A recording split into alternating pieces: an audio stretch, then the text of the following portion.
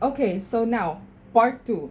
We are at the most crucial and nerve wracking part of the entire US visa application process, the interview process. Okay, so as I have mentioned earlier, I'm dividing this series into two parts.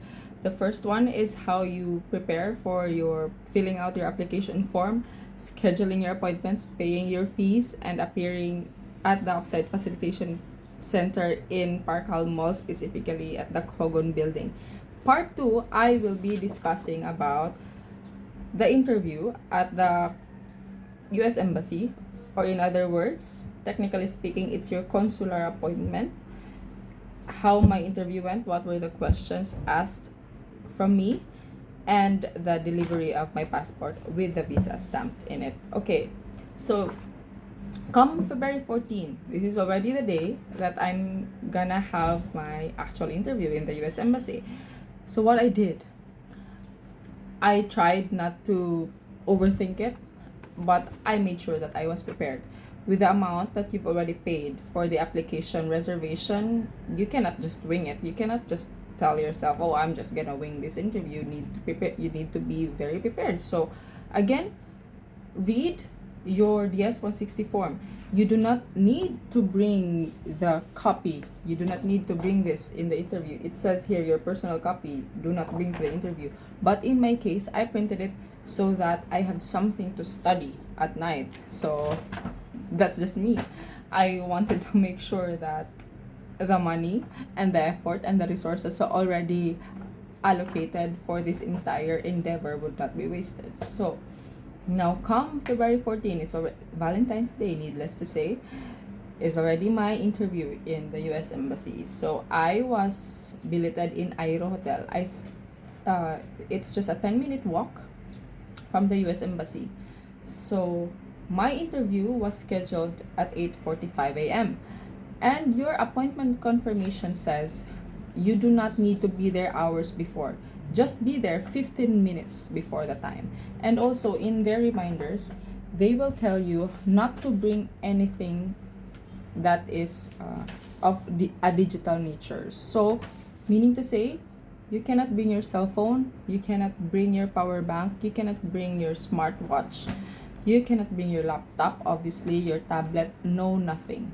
So, for security purposes and for your peace of mind, if you are like me, who's already being billeted at the hotel anyway, so you leave all your things in the hotel and just bring with you your passport, your appointment confirmation, your DS-160 confirmation page, and yourself. Just that.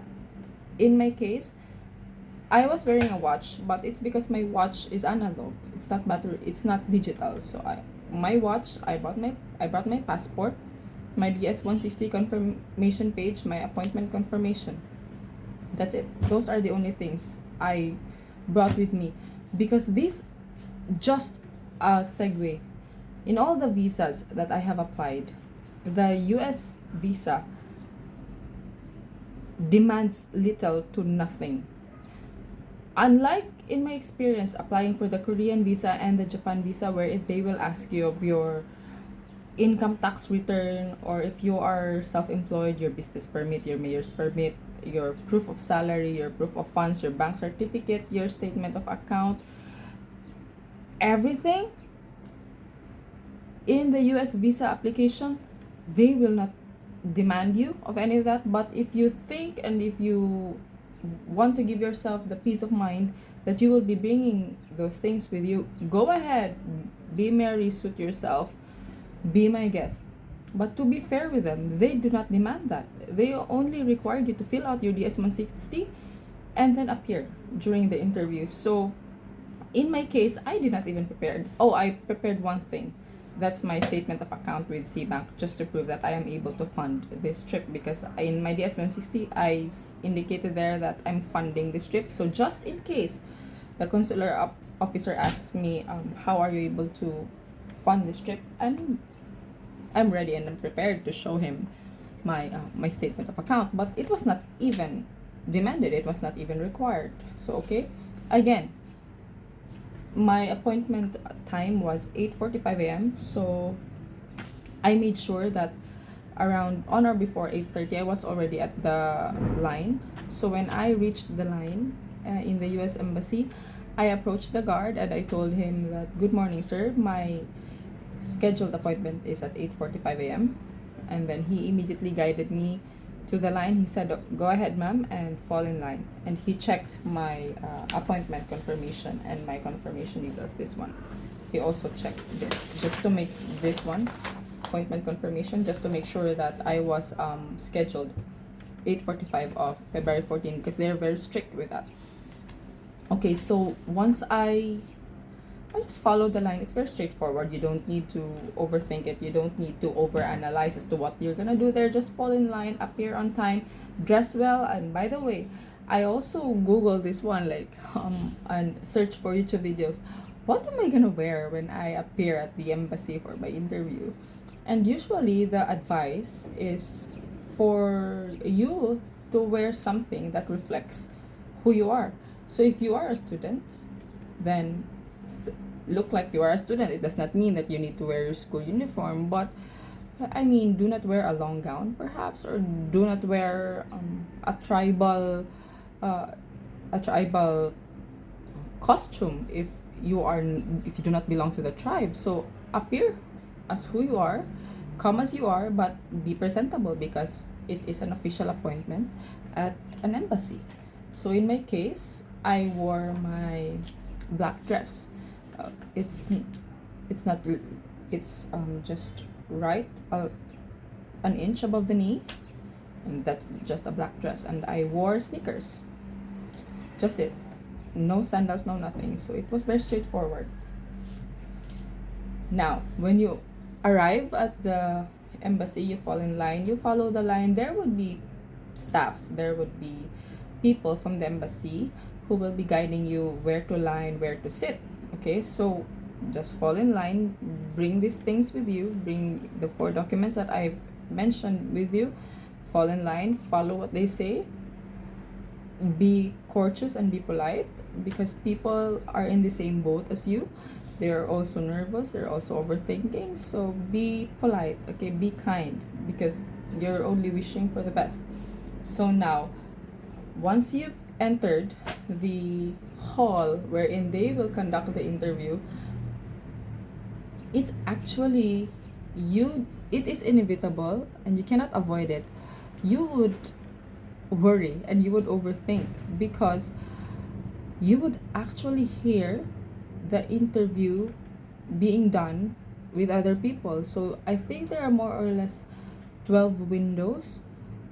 So just imagine this: you are transacting in a bank and you're waiting for your turn, and as you wait for your turn, you could see and you could hear how people are going about their transactions. So literally, you could hear the interviews of other people being done. What are the questions being asked of them? How did they answer? Were they denied? Were they approved of a visa?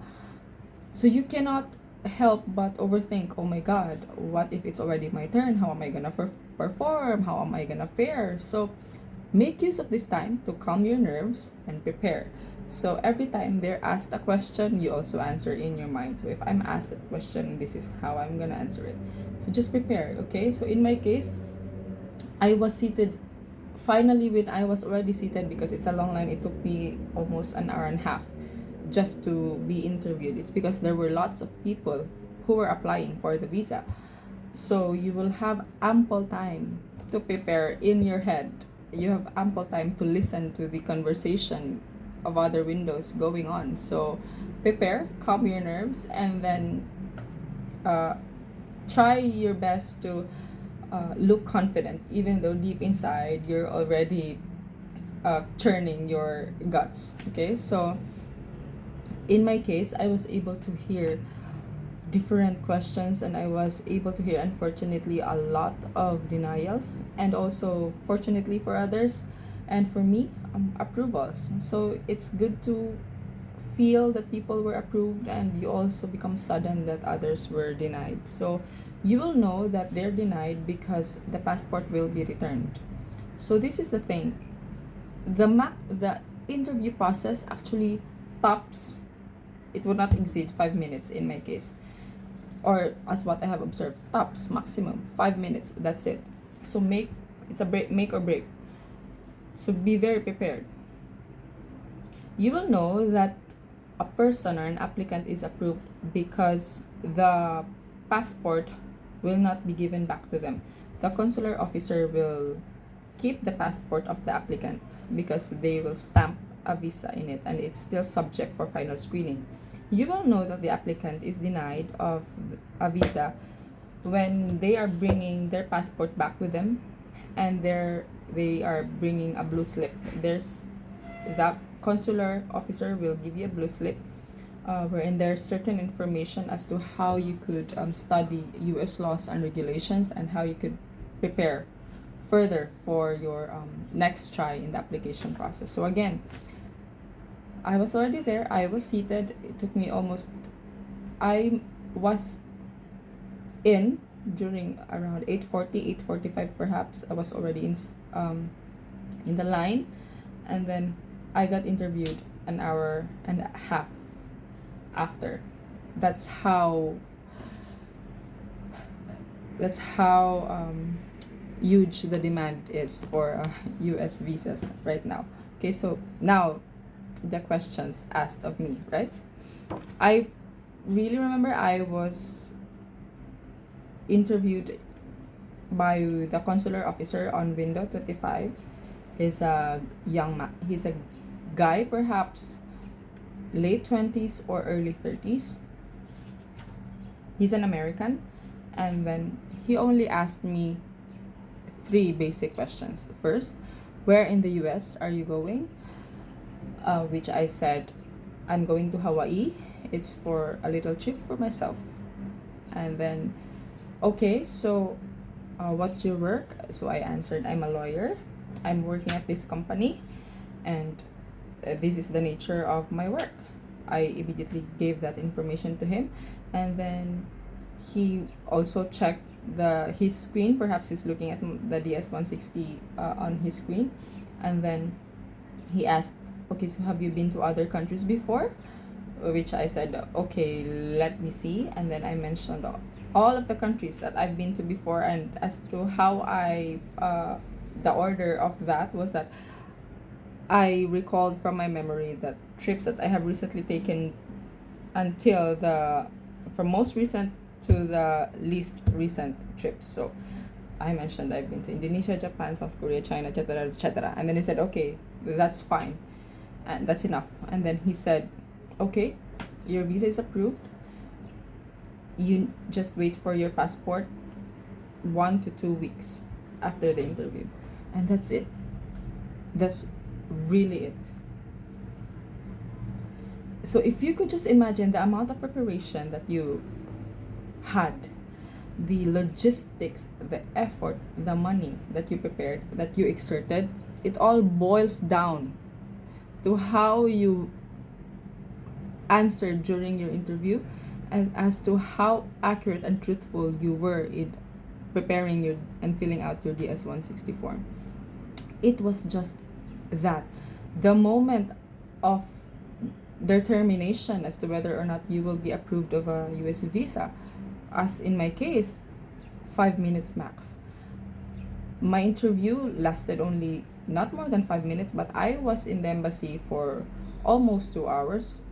Let's say 1 hour and 45 minutes maximum. And after my interview, since I was not bringing my passport with me, because again, if you are approved of a visa, they will keep your visa, because they would if you are approved of a visa, they will keep your passport because they will stamp a visa on it, and it's still subject for final screening.